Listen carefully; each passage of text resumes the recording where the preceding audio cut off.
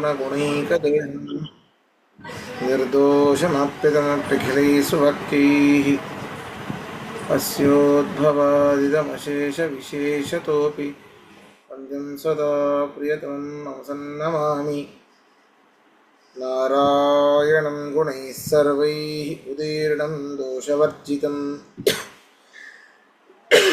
ज्ञेयं गम्यं गुरूंश्चापि नत्वा सूत्रार्थमुच्यते अभ्रमं भङ्गरहितम् अजडं विमलं सदा आनन्दतीर्थमतुलं भजे तापत्रयापहम् पृथ्वीमण्डलमध्यस्थाः पूर्णबोधमतानुगाः वैष्णवाः विष्णुहृदयाः तान् नमस्ये गुरून् मम तपस्वाध्यायशुश्रूषा कृष्णपूजारतं मुनिं विश्वेशम् इष्टदं वन्दे परिव्राट् चक्रवर्तिनं श्रीगुरुभ्यो नमः हरि ओम.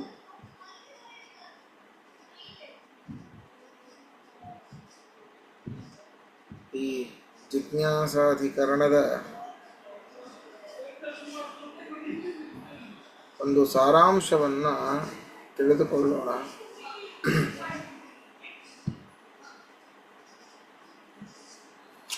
ಮೊಟ್ಟ ಮೊದಲಿಗೆ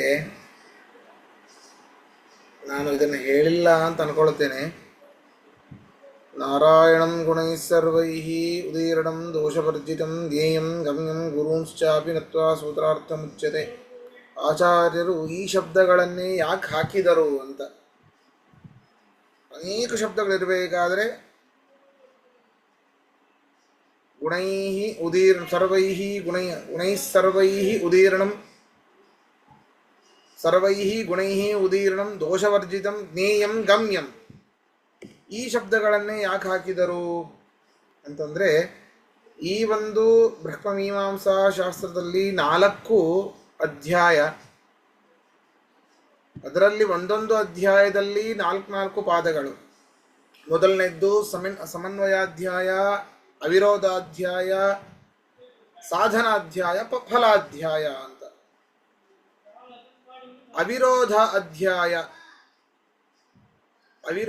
ಮೊಟ್ಟ ಮೊದಲು ಸಮನ್ವಯಾಧ್ಯಾಯ. ಏನು ಸಮನ್ವಯ? ಸಕಲ ಶಬ್ದಗಳ ಸಮನ್ವಯ. ಯಾಕೆ ಪರಮಾತ್ಮನಲ್ಲಿ ಆಗತ್ತೆ? ಅವನು ಸಕಲ ಗುಣ ಪರಿಪೂರ್ಣನಾಗಿದ್ದಾನೆ. ಮೊದಲನೆಯ ಅಧ್ಯಾಯದ ಸಾರಾಂಶವನ್ನು ತಿಳಿಸಲಿಕ್ಕೆ ಗುಣೈಹಿ ಸರ್ವೈಹಿ ಉದೀರ್ಣಂ ಎನ್ನುವಂಥ ಶಬ್ದದ ಪ್ರಯೋಗ. ದೋಷವರ್ಜಿತಂ ಅವಿರೋಧಾಧ್ಯಾಯ, 2ನೇ ಅಧ್ಯಾಯ. ಯಾವ ವಿರೋಧ ಇಲ್ಲ. ವಿರೋಧ ಇತ್ತು ಅಂತಂದ್ರೆ ದೋಷ ಬರ್ತದೆ, ದೋಷ ಇದ್ದಾಗ ವಿರೋಧ ಬರ್ತದೆ. ಅದರಿಂದ ಅವನು ದೋಷವರ್ಜಿತನಾಗಿದ್ದಾನೆ. ಅದರಿಂದ ಯಾವ ರೀತಿ ವಿರೋಧ ಅವನಿಗೆ ಬರೋದಿಲ್ಲ. ಯಾರೇ ಮಾಡಿದ್ರು ಕೂಡ ಅವನಿಗೆ ವಿರೋಧ ಬರೋದಿಲ್ಲ. ಅದರಿಂದಾಗಿ ದೋಷವರ್ಜಿತಂ 2ನೆಯ ಅಧ್ಯಾಯದ ಸಾರಾಂಶವನ್ನು ಹಾಕಿಬಿಟ್ರು. 3ನೇ ಅಧ್ಯಾಯ ಸಾಧನಾಧ್ಯಾಯ.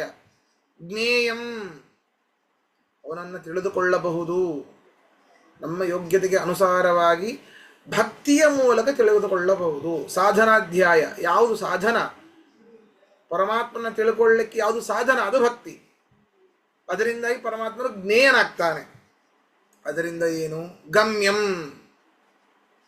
ಸಾಧನಾಧ್ಯಾಯ ಆಯಿತು. 3ನೇ ಅಧ್ಯಾಯ ಸಾರಾಂಶವನ್ನು ಜ್ಞೇಯಂ ಅಂತ ಹಾಕಿದ್ರು. ಫಲಾಧ್ಯಾಯದ ಸಾರಾಂಶವನ್ನು ಗಮ್ಯ. ಫಲಾಧ್ಯಾಯ ಅಂದರೆ ಫಲ.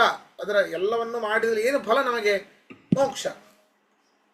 ಆ ಮೋಕ್ಷವನ್ನ ಗಮ್ಯ, ಪರಮಾತ್ಮನನ್ನು ನಾವು ಪಡೆಯಬಹುದು ಅನ್ನೋದನ್ನು ಹೇಳಿದ್ದೆ.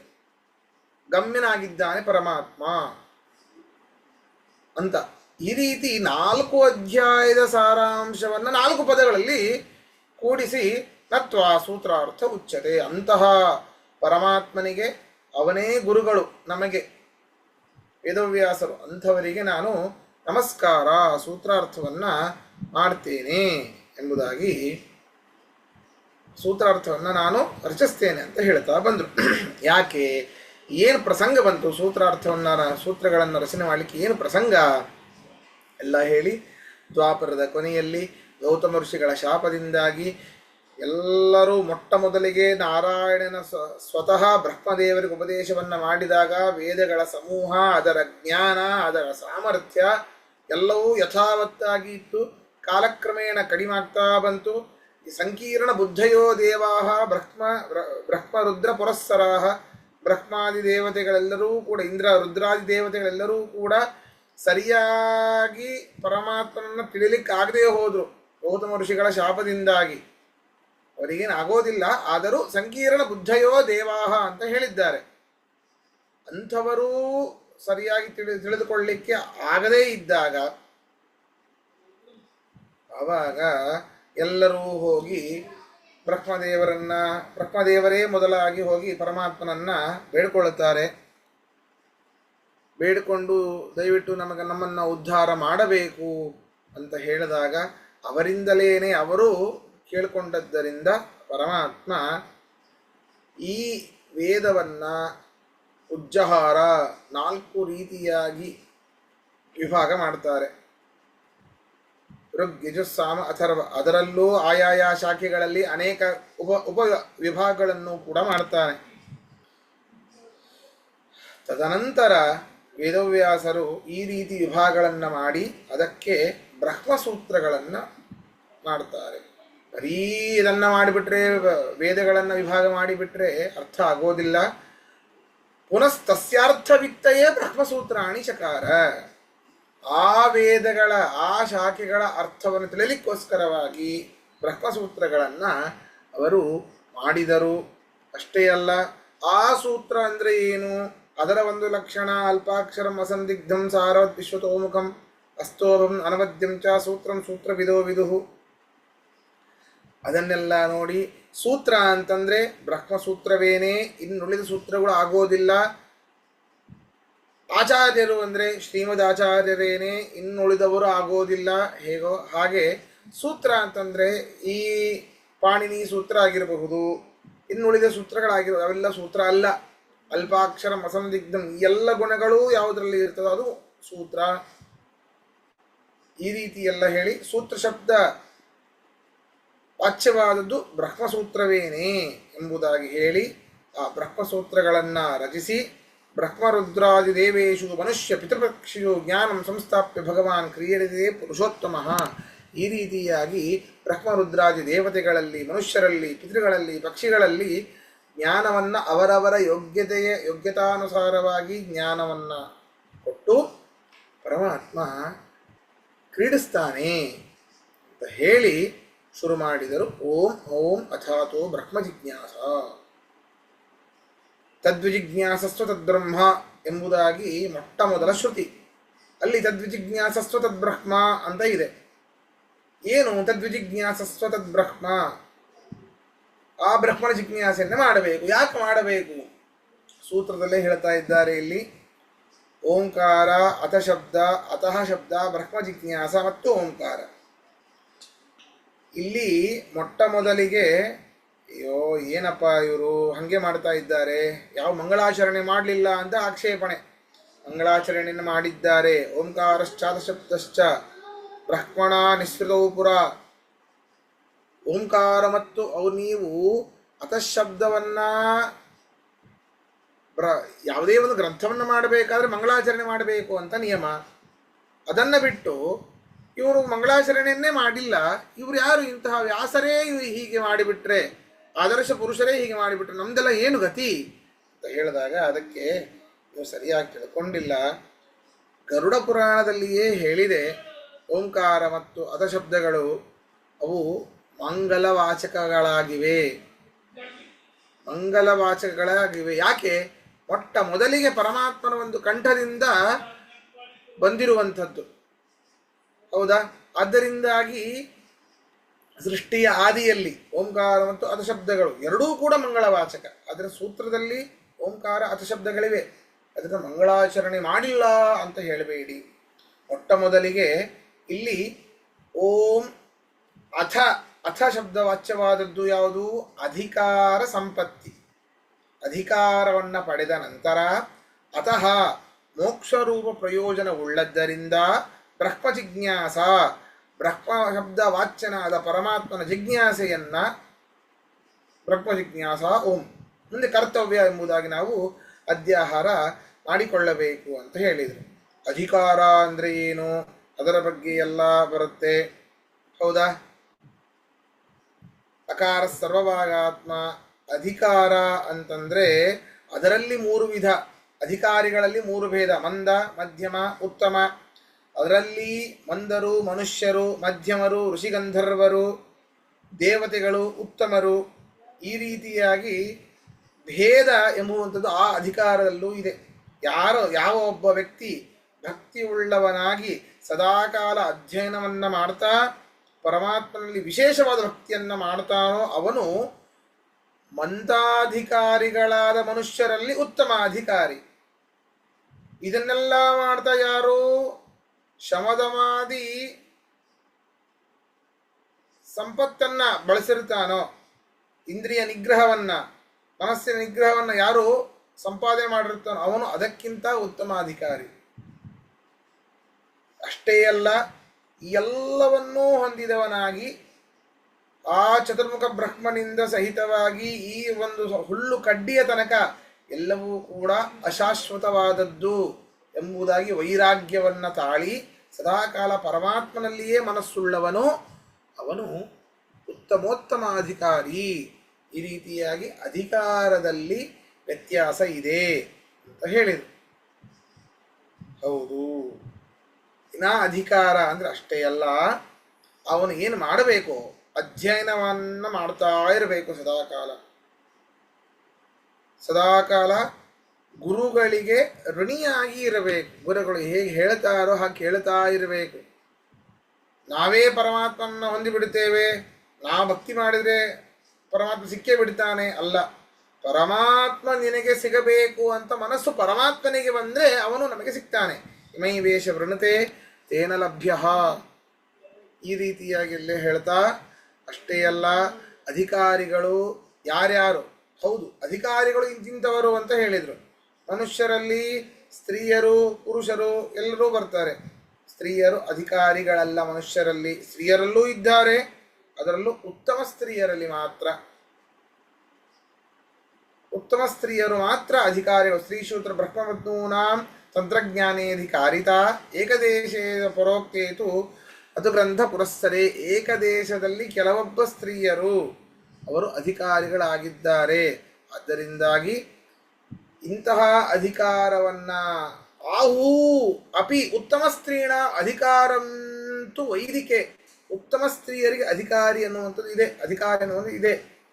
ಊರ್ವಶಿ ಆ ಅಪ್ಸರೆಗೆ ಇದೆ, ಯಮನ ಹೆಂಡತಿ ಶ್ಯಾಮಲ ಅವಳಿಗೆ ಇದೆ, ಇಂದ್ರನ ಹೆಂಡತಿ ಶಚಿ ಅವಳಿಗೆ ಅಧಿಕಾರ ಇದೆ. ಅಲ್ಲ, ಇಷ್ಟೆಲ್ಲ ಅಧಿಕಾರ ಅಂತೆಲ್ಲ ಹೇಳ್ತಾ ಇದ್ದೀರಿ, ನಾವು ಡೈರೆಕ್ಟಾಗಿ ಮೋಕ್ಷಕ್ಕೆ ಹೋಗೋಣ ಅಂತಂದರೆ ಅಧಿಕಾರ ಎಲ್ಲ ಪಡೆಯೋದೇ ಬೇಕಾಗಿಲ್ಲ. ಪರಮಾತ್ಮನ ಪ್ರಸಾದ ಏನು ಕರ್ಮದಿಂದಲೇ ಮಾಡಿಬಿಡ್ತೇವೆ. ನಾರಾಯಣನ ಪ್ರಸಾದ ಇಲ್ಲದೇನೆ ಮೋಕ್ಷ ಇಲ್ಲ. ಆ ನಾರಾಯಣನ ಪ್ರಸಾದ ಆಗೋದು ಜ್ಞಾನ ಇಲ್ಲದೇ ನಾರಾಯಣ ಪ್ರಸಾದ ಇಲ್ಲ.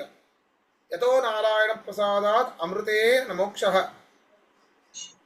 ಯಥೋ ನಾರಾಯಣ ಪ್ರಸಾದಾತ್ ಅಮೃತೇ ನ ಮೋಕ್ಷಃ ನ ಚ ಜ್ಞಾನಂ ವಿನಾ ತ್ಯರ್ಥ ಪ್ರಸಾದಃ. ಅತಃ ಬ್ರಹ್ಮಜಿಜ್ಞಾಸ ಕರ್ತವ್ಯ. ಬ್ರಹ್ಮಜಿಜ್ಞಾಸೆಯನ್ನು ಅನಿವಾರ್ಯವಾಗಿ ನಾವು ಮಾಡಲೇಬೇಕು, ಜ್ಞಾನವನ್ನು ಸಂಪಾದನೆ ಮಾಡಲೇಬೇಕು ಅಂತ ಹೇಳಿ, ಮತ್ತೆ ಅದರಲ್ಲಿ ಅನೇಕ ಹೇಳ್ತಾರೆ. ನಾನು ಒಂದೊಂದು ಭಾಷ್ಯದ್ದು ಹೇಳ್ಕೊಂಡ್ಬರ್ಲಿಕ್ಕೆ ಆಗೋದಿಲ್ಲ. ಆ ಒಂದು ಸೂತ್ರದ ಒಂದು ಅರ್ಥವನ್ನು ಹೇಳಿದೆ ನಾನು. ಅಥ ಅಧಿಕಾರ ಸಿಕ್ಕ ಮೇಲೆ ಅತಃ ಬ್ರಹ್ಮ ಒಂದು ಅತಃ ಮೋಕ್ಷರು ಪ್ರಯೋಜನ ಉಳ್ಳದ್ದರಿಂದ ಇಲ್ಲಿ ಬ್ರಹ್ಮ ಜಿಜ್ಞಾಸ ಕರ್ತವ್ಯ ಅಂತ ಹೇಳಿ ಅಲ್ಲ, ಬ್ರಹ್ಮ ಶಬ್ದ ಅಂತ ಹೇಳ್ತಾ ಇದ್ದೀರಿ. ಬ್ರಹ್ಮ ಶಬ್ದ ಉತ್ಪನ್ನವಾದದ್ದು ಯಾವುದರಿಂದ ಅಂತಂದರೆ ಬೃಹ ಎನ್ನುವಂತಹ ಧಾತುವಿನಿಂದ. ಈ ಬೃಹ ಎನ್ನುವಂತಹ ಧಾತುವಿಗೆ ಅನೇಕ ಅರ್ಥ ಇದೆ. ಜೀವ ಅಂತ ಅರ್ಥ ಇದೆ, ಬ್ರಹ್ಮ ಚತುರ್ಮುಖ ಬ್ರಹ್ಮ ಅಂತಲೂ ಅರ್ಥ ಇದೆ. ಅದೆಲ್ಲ ಹೇಗೆ ತಿಳ್ಕೊಳ್ಬೇಕು ನಾವು ಜೀವನನ್ನ ಜಿಜ್ಞಾಸೆ ಮಾಡಬೇಕು. ಹಾಗಾದರೆ ಅಲ್ಲ, ಯಾರೂ ಆಗೋದಿಲ್ಲ. ಬ್ರಹ್ಮಶಬ್ದ ಎನ್ನುವಂಥದ್ದು ಬ್ರಹ್ಮಶಬ್ದ ವಾಚ್ಯನಾದ ವಿಷ್ಣುವೇನೆ. ಅನೇಕ ಶ್ರುತಿ ಸ್ಮೃತಿಗಳನ್ನು ಕೊಡ್ತಾರೆ. ಯವಂತ ಸಮುದ್ರೇ ಕವಯೋ ವಯಂತಿ ದಕ್ಷರೇ ಪರಮೇ ಪ್ರಜಾ ಯದಃ ಪ್ರಸೂತ ಜಗದಃ ಪ್ರಸೂತಿ ತೋಯೇನ ಜೀವ್ಯಾನ್ ವಿಸರ್ಜ ಭೂಮಿಯ ಅಂತ ಹೇಳಿ ಅದರ ಮುಂದಿನ ಭಾಗದಲ್ಲಿ ಹೇಳ್ತಾರೆ, ತದೇವರ್ತಂ ತದು ಸತ್ಯಮಾಹು ತದೇವ ಬ್ರಹ್ಮ ಪರಮಂ ಕವೀನಾಂ. ಯಾರು ಸಮುದ್ರದ ಮಧ್ಯದಲ್ಲಿ ಇದ್ದಾನೋ, ಯಾರು ಜ್ಞಾನಿಗಳು ಅವನನ್ನೇ ಆಶ್ರಯಿಸಿಕೊಂಡಿದ್ದಾರೋ ಅಂಥವನು ಅಂತ ಹೇಳಿ ಅವನೇನೇ ಸತ್ಯ ಅಂತ ಹೇಳಿ ಅವನೇ ಬ್ರಹ್ಮ ಎಂಬುದಾಗಿ ಜ್ಞಾನಿಗಳು ಹೇಳ್ತಾರೆ. ಹಾಗಾದರೆ ಸಮುದ್ರ ಮಧ್ಯದಲ್ಲಿ ಇರೋನು ಯಾರು? ವಿಷ್ಣುವೇನೆ, ಇನ್ಯಾರೂ ಅಲ್ಲ. ಆದ್ದರಿಂದಾಗಿ ಬ್ರಹ್ಮ ಶಬ್ದ ವಾಚ್ಯನಾದವನು ವಿಷ್ಣುವೇನೇ ಆಗ್ತಾನೆ.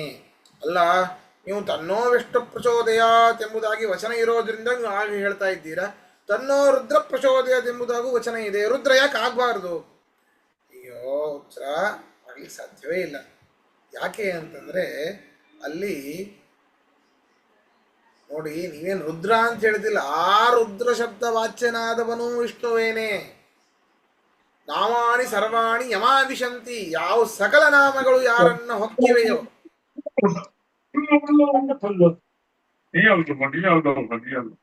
ಶ್ರೀನಿವಾಸ್ ಅವರೇ ಮ್ಯೂಟ್ ಮಾಡಿ.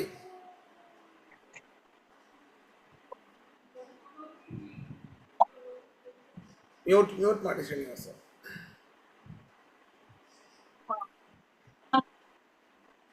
ಹಾ, ಯಾರು ಎಲ್ಲ ಸಕಲ ನಾಮಗಳು ಯಾರನ್ನ ಹೊಕ್ಕಿವೆಯೋ ಅವನೇ ವಿಷ್ಣು ಎಂಬುದಾಗಿ ಹೇಳಿ, ಹಾಗಾದರೆ ಸಕಲ ಶಬ್ದ ವಾಚ್ಯತ್ವ ಎನ್ನುವಂಥದ್ದು ರುದ್ರನಲ್ಲಿ ಬರೋದಿಲ್ಲ.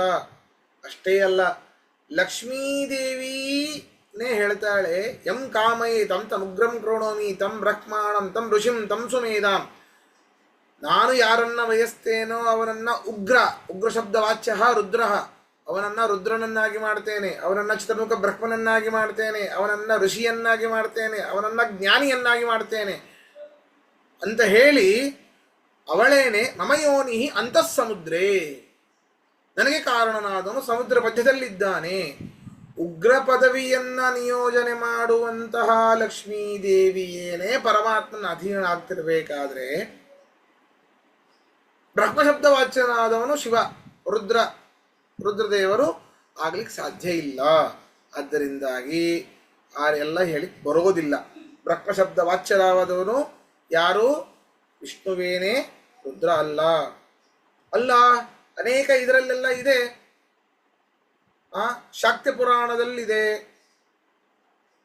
ಈ ನಮ್ಮ ಮೋಹಕವಾದಂತಹ ಅನೇಕ ಸ್ಕಾಂದ ಪುರಾಣದಲ್ಲಿ ಇದೆ, ಶೈವ ಪುರಾಣದಲ್ಲಿ ಎಲ್ಲ ಇದೆ ಅಂತ ಹೇಳಿದರೆ, ಅವಾಗ ಅಲ್ಲಿ ವರಾಹ ದೇವರೇನೇ ರುದ್ರದೇವರಿಗೆ ಉಪದೇಶ ಮಾಡಿದ್ದು. ಅದಕ್ಕೋಸ್ಕರವಾಗಿಯೇನೇ ಅವರು ಈ ಮೋಹಕವಾದ ಶಾಸ್ತ್ರಗಳನ್ನು ಮಾಡಿದ್ದಾರೆ. ಪಂಚರುದ್ರ ಮಹಾವಾಹೋ ಮೋಶಾಸ್ತ್ರಾಣಿ ಕಾರ್ಯ ಅತತ್ಯಾನಿ ವಿದತ್ಯಾನಿ ದರ್ಶಯಸ್ವ ಮಹಾಭುಜ ಪ್ರಕಾಶಂ ಕುರು ಚಾತ್ಮಾನ್ ನ ಪ್ರಕಾಶಂ ಚ ಮಾಂ ಕುರು. ವರಾಹದೇವರೇ ಹೇಳಿದ್ದು. ಅಯ್ಯೋ, ನೀವು ಹಾಗಾದ್ರೆ ನೀವು ಶೈವ ಪುರಾಣವನ್ನು ಇಟ್ಟುಕೊಂಡು ಹೇಳ್ತಾ ಇದ್ದೀರಿ. ಏನಂತ? ಶೈವ ಪುರಾಣದಲ್ಲಿ ಶಿವನೇ ಸರ್ವೋತ್ತಮ ಅಂತ ಹೇಳಿದ್ದಾರೆ ಅಂತ. ಹುಚ್ಚರ, ಶೈವ ಪುರಾಣದಲ್ಲಿ ರುದ್ರದೇವರೇ ಹೇಳಿದ್ದಿದೆ. ಏನದು? ಶ್ವಪಚಾದಪಿ ಕಷ್ಟತ್ವಂ ಬ್ರಹ್ಮೀಶಾನಾದಯಸ್ಸುರಾಹ. ನೋಡಿ, ನಾಯಿಯನ್ನ ಕಡದು ತಿನ್ನುವಂತಹ ಶ್ವಪಚನಿಗೆ ಯಾವ ದುಃಖಗಳಿವೆಯೋ ಅದಕ್ಕಿಂತ ದುಃಖ ಬ್ರಹ್ಮರುದ್ರಾದಿ ದೇವತೆಗಳಿಗೆ ಬರುತ್ತಂತೆ. ಯಾವಾಗ ಅಂತಂದ್ರೆ ತದೈವಾಚ್ಯುತಯಾಂತೇವ ಯದೈವತ್ವಂ ಪರಾಮುಖ. ಪರಮಾತ್ಮನ ಅನುಗ್ರಹದಿಂದ ವಿಮುಖರಾದರೆ ಅವರು ಆ ಶ್ವಪಚನಿಗಿಂತ ಅನೇಕ ದುಃಖಗಳು ಅವರಿಗೆ ಬರಲಿಕ್ಕೆ ಸಾಧ್ಯ. ಹಾಗಾದರೆ ಹರಿಯೇ ಸರ್ವೋತ್ತಮ ಅಂತ ನೀವು ಹೇಳುವ ಶೈವ ಪುರಾಣದಲ್ಲಿನ ವಾಕ್ಯ ಇದು. ಹರಿಯೇ ಸರ್ವೋತ್ತಮ ಎಂಬುದು ಅವರೇ ಹೇಳಿದ್ದಾರೆ. ಅದರಿಂದಾಗಿ ನಾಹಂ ನಚ ಶಿವೋನ್ಯೇಚ ತಚ್ಚಕ್ಯೇ ಕಾಂಶಭಾಗಿನಃ ಬಾಲ ಕ್ರೀಡನ ಕೈಯದ್ವತ್ ಕ್ರೀಡತೇ ಸ್ಮಾಭಿರಚ್ಯುತ. ನೋಡಿ, ರುದ್ರದೇವರೇ ಹೇಳುವಂಥದ್ದು, ನಾನು ಶಿವನಲ್ಲ, ಶಿವನು ಅವನು.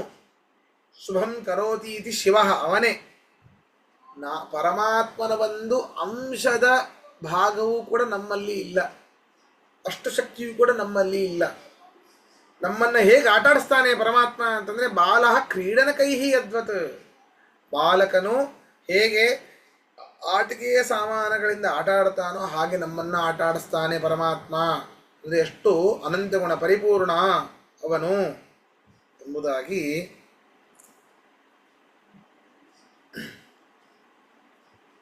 ಅಲ್ಲಿ ಹೇಳಿದ. ಹಾಗಾದರೆ ಸಂಪೂರ್ಣವಾಗಿ ಬ್ರಹ್ಮಶಬ್ದ ವಾಚ್ಯನಾದವನು ವಿಷ್ಣುವೇನೇ, ಇನ್ಯಾರೂ ಅಲ್ಲ. ಬ್ರಹ್ಮಶಬ್ದ ವಾಚ್ಯನಾದವನು ವಿಷ್ಣುವೇನೇ.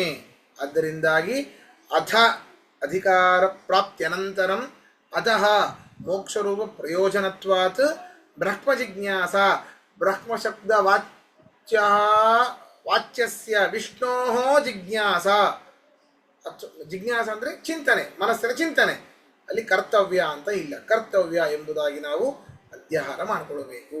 ಆದ್ದರಿಂದಾಗಿ ಇಂತಹ ಮೋಕ್ಷರೂಪ ಪ್ರಯೋಜನ ಉಳ್ಳದ್ದರಿಂದಾಗಿ ಪರಮಾತ್ಮನ ಚಿಂತನೆಯನ್ನು ಮಾಡಬೇಕು ಎಂಬುದಾಗಿ ಇದರಲ್ಲಿ ಹೇಳ್ತಾ ಇದ್ದಾರೆ. ಇದು ಸಾರಾಂಶ.